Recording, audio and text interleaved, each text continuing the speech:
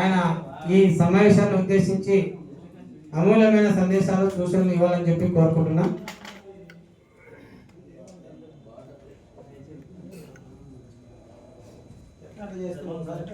జై భీమ్, జై ప్రతిభ. భోజన రాజ్యాధికార జేఏసీ ముఖ్య వక్తల రౌండ్ టేబుల్ కాన్ఫరెన్స్ అధ్యక్షత వహించిన జై భీమన్ రామాంజనేయులు గారికి, అదేవిధంగా దాన్ని వెనకల ఉండి నడిపించిన మన మిత్రుడు రైతు మహాజన సమితి అధ్యక్షులు శ్రీరాములు గారికి, ఈనాటి సభకు ముఖ్య అతిథిగా వచ్చేసిన సమసమాజ పార్టీ రాష్ట్ర అధ్యక్షులు పెద్దలు ఏఆర్ రామయ్య యాదవ్ గారికి, రాయలసీమ బీసీ ఐక్య వేదిక అధ్యక్షులు కొట్టాల శ్రీరాములు, అదేవిధంగా మన హఫీజ్ ఖాన్ బ్రదర్ కర్నూలు నుంచి వచ్చారు, ముఖ్య అతిథి గుంటకల్ నుంచి, వేదిక మీద ఉన్న పెద్దలకు, వేదిక ముందున్న అత్యున్నత మహారథ నాయకులకు శిరస్సు వచ్చి నమస్కరిస్తున్నాను. నా పేరు పి అశ్వత్థనారాయణ, మాది నల్లమాడ మండలం రెడ్డివారిపల్లి నాది. నేను భారతీయ వాయుసేనలో 15 సంవత్సరాలు పనిచేసిన తర్వాత 4 సంవత్సరాలు సత్యసాయి కాంట్రాక్టర్గా ఉండి మళ్ళీ రాజకీయాలు నచ్చక భారత జాతీయ బ్యాంక్ అయిన పంజాబ్ నేషనల్ బ్యాంకులో చేరి ఒక 6 సంవత్సరాల క్రితం చీఫ్ మేనేజర్గా రిటైర్డ్ అయ్యాను. తర్వాత ఒక రాజకీయ పార్టీలో కూడా చేరి ఈ రాష్ట్ర ఒక ఫిషర్మెన్ కార్పొరేషన్ డైరెక్టర్ కూడా అయ్యాను. అంటే ఒక బీసీ నాయకుడిగా నేను బెస్త కులస్తుని, రాష్ట్ర బెస్త సంక్షేమ సంఘం రాష్ట్ర అధ్యక్షుడిని. ఒక బీసీ నాయకుడిగా ఈ రాష్ట్రంలో గత 40 సంవత్సరాల నుంచి మా పోరాటము ఎలా సాగిందంటే, ఈనాడు జరుగుతున్న ఈ జేఏసీ ఒక 30 సంవత్సరాల నుంచి కొనసాగిస్తూనే వస్తున్నాం. కానీ రాజ్యాధికార దిశ వైపుగా మళ్లించాలంటే చాలా కష్టపడాల్సింది వస్తున్నది. మనకున్న నాయకులు, మనతో పాటు ఉన్న రాష్ట్ర నాయకులు కొన్ని రాజకీయ పార్టీలకు కొమ్ము కాస్తూ సరైన సమయాల్లో వాళ్ళు ఒక రాజకీయ పార్టీ పెట్టలేకపోవడంతోనే మనం ఈరోజు మళ్ళీ ఇలాంటి కార్యక్రమాలు జరపవలసి వస్తుంది. మిత్రులారా, మీకు తెలిసే లేదు, 1984లో నా ఫస్ట్ మీటింగ్ కాశీరామ్ గారితో నేను ఢిల్లీలో 1982 నుంచి 89 దాకా air head quarter centre parliament దగ్గర పనిచేశాను.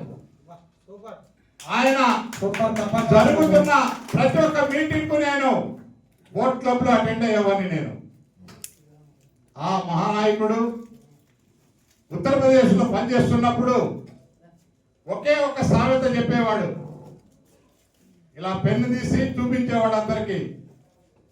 ఈ కింద ఉన్న వాళ్ళము మన బీసీలము, పైన వారు అగ్రకులస్తులు. ఈ పెన్ను మీద క్యాప్ కూర్చొని రాజ్యాధికార దిశ వైపుగా మన మీద పెత్తనం చెలాయిస్తున్నారు. అదేవిధంగా దాదాపు 70-80% ఉన్న బీసీలు, ఎస్సీ, ఎస్టీ, మైనారిటీ సోదరులు మనం ఎందుకు క్యాప్ కాకూడదని చెప్పే ఒక ఉదాహరణ ఆయన ఆ రోజు నుంచి చెప్పేవాడు. ఒక బాంసర్ అని ఒక స్వచ్ఛంద సంస్థను స్థాపించిన తర్వాత,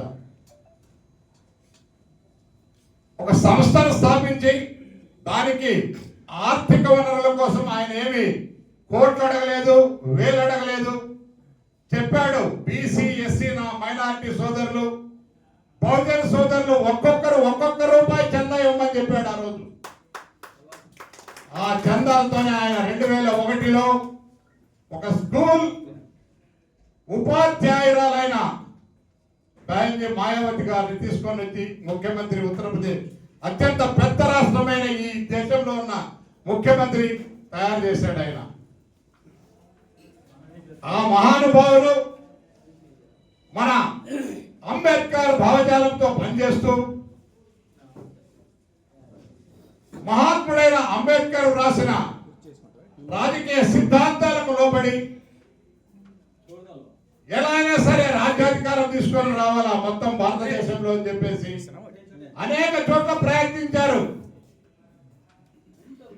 ఫస్ట్ ఉత్తరప్రదేశ్ లో సక్సెస్ అయి 2001 మాయావతి గారిని తీసుకొని వచ్చి ముఖ్యమంత్రి చేశారు. అదేవిధంగా 1992 ఎప్పుడైతే బాబర్ మసీద్ కూల్చిన తర్వాత ఒకటే చెప్పారు, మన అప్పటి ఉత్తరప్రదేశ్ ముఖ్యమంత్రి యాదవ్ గారు, అదేవిధంగా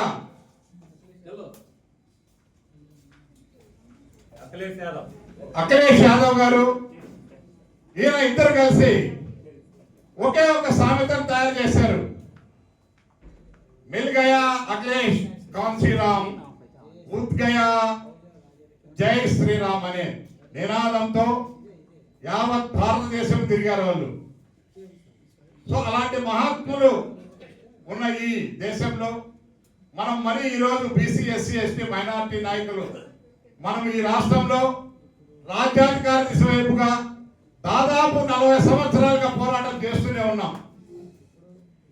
ఒక చిన్న సామెత చెప్తాను నేను, అంటే వేరే విధంగా కాదు. పెద్ద వర్షం వస్తున్నదంట, ఆ వర్షంలో గొర్రెలన్నీ తడిచిపోతాయి.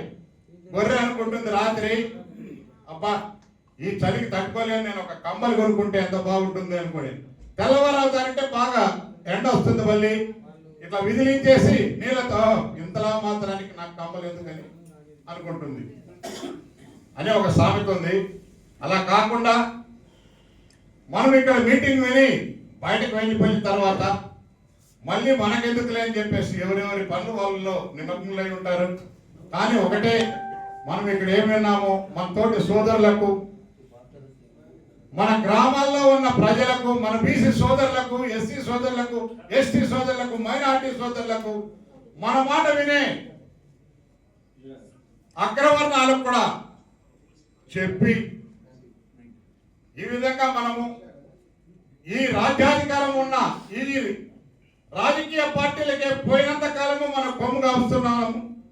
మన పార్టీని కూడా మనం ఒకటి నిర్మించుకొని నిర్మాణాత్మకంగా మనము దాన్ని గెలిపించుకొని మనం ఎందుకు రాజ్యాధికారం చేయకూడదని చెప్పేసి ప్రతి ఒక్కరిలోన మార్పు వచ్చే విధంగా చేయాలని చెప్పేసి నా మనవి.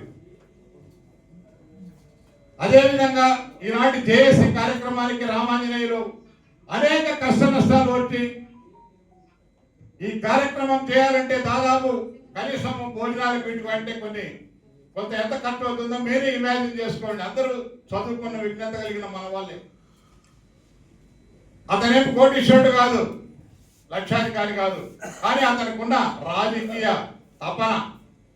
ఎందుకు వీళ్ళకి పోయినంత కాలం వీళ్ళకు మనం కొమ్ముగాయాలా, మనం ఎందుకు తీసుకొని రాకూడదు, మనం రాజ్యాధికారం ఎందుకు రాకూడదు అనే ఒక తపనతో ఆయన మన శ్రీరాములు గారిని, అదేవిధంగా మిత్రులందరూ ఇక్కడ ఉన్న అనేక మందిని కలుపుకొని ఇలాంటి జేఏసీ కార్యక్రమాలను నిర్వహిస్తున్నాడు.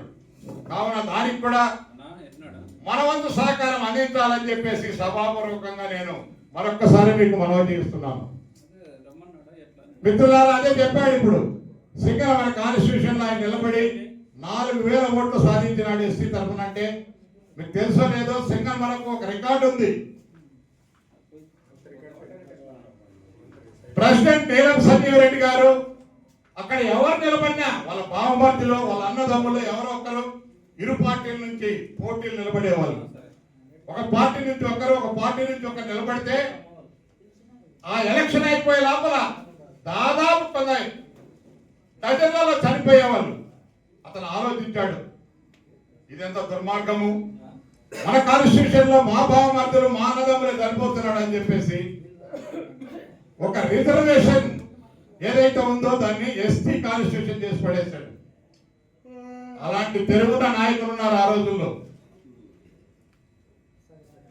కాబట్టి మనము ఎస్టీ, ఎస్సీ రిజర్వేషన్ ఉన్నా కానీ, బీసీ రిజర్వేషన్ ఉన్నా లేకున్నా కానీ ప్రతి నియోజకవర్గం నుంచి ఎక్కడైతే ఇప్పుడే చెప్పారు 2 కాన్స్టిట్యూషన్లు ఒకరు చెప్పారు, 2 కాన్స్టిట్యూషన్లు ఒకరు చెప్పారు, ఆ విధంగా కాకుండా ఒక ఆర్థిక పరిపుష్టి కలిగిన ఒక బీసీ ఎస్సీ ఎస్టీ మైనారిటీ సోదరులు ఎవరైనా సరే నిలబడితే వారి వెనకాల మనమంతా ఉండి తప్పకుండా కొంత ఆర్థిక సహాయం చేస్తూ జనాభా సేకరణ కూడా చేసి మన సోదరులందరికీ తప్పకుండా మన ఓటు మనమే వేసుకుందామని చెప్పేసి వాళ్ళను ఒక మార్పు కలిగించాలని చెప్పేసి కూడా మనమంతా తెలియజేయాలని చెప్పేసి ఈ జేఏసీ యొక్క కార్యాచరణ ప్రణాళికలు దాన్ని కూడా భాగంగా చేసుకోవాలని చెప్పేసి నేను మిమ్మల్ని అందరినీ కోరుతున్నాను మిత్రులారా.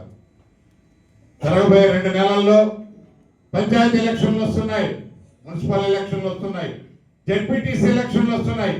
అక్కడి నుంచే మొదలు పెడదాం. ప్రతి గ్రామంలోనూ ఒక గ్రామ సర్పంచ్, వార్డు మెంబర్ల నుంచి గ్రామ సర్పంచులు, జెడ్పీటీసీ మెంబర్స్, ఎంపీటీసీ మెంబర్స్, అదేవిధంగా మున్సిపల్ వార్డు కౌన్సిలర్, కార్పొరేటర్లను కూడా మనము నిలబెట్టి తప్పకుండా ఎన్ని వీలైతే అన్ని గెలిపించుకోవాలని చెప్పేసి కూడా నేను ఈ సభాపూర్వకంగా మీకు తెలియజేస్తున్నాను. అంతేకాకుండా రాబోయే కాలంలో కూడా ఇలాంటి మీటింగులు ప్రతి ఒక్క నియోజకవర్గంలో కండక్ట్ చేసి అక్కడున్న బీసీ ఎస్సీ ఎస్టీ మైనారిటీ సోదరులందరినీ ఇన్వైట్ చేసి మన రాజకీయ చైతన్య వేదికను ముందుకు తీసుకొని వారికి దీని యొక్క ముఖ్య ఉద్దేశం కూడా తెలియజేస్తూ ఎందుకు దీన్ని కండక్ట్ చేస్తున్నాం. పోయినంత కాలము మనం ఊడిగం చేసుకుంటూ ఉన్న వాళ్ళకే ఓటు వేసుకుంటూ అమ్మవాలని చెప్పేసి తెలియజేయాలని చెప్పేసి మీకు మరొకసారి తెలియజేస్తున్నాను. ఇప్పుడే చెప్పాను, మనం ఏం వెనుకబడలేదు. ఈరోజు మన ఎస్సీ సోదరులు ఏ రెడ్డి కాడికి ఏం తక్కువ లేరు, ఏ కమ్మకాడికి తక్కువ లేరు.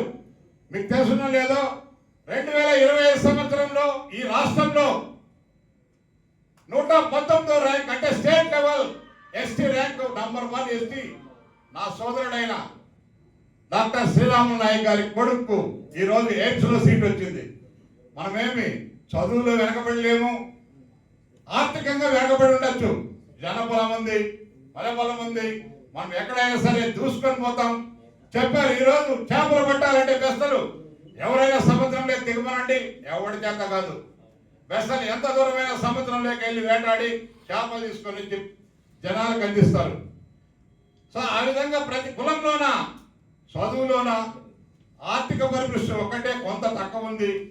దాన్ని మనం అందరం కలిసి దమ్ చేసుకోవాలని చెప్పేసి మరొకసారి తెలియజేస్తూ ఈ సమావేదికలను కాన్స్టిట్యూషన్ వైజ్ కూడా నిర్వహించాలని చెప్పేసి కోరుకుంటూ నాకు ఈ అవకాశం ఇచ్చిన మిత్రుడు రామాంజనేయులకు, ఇక్కడ వచ్చిన వక్తలందరికీ పెద్దలకు మరొకసారి శిరస్సు నుంచి నమస్కరిస్తూ ధన్యవాదాలు తెలియజేస్తున్నాను.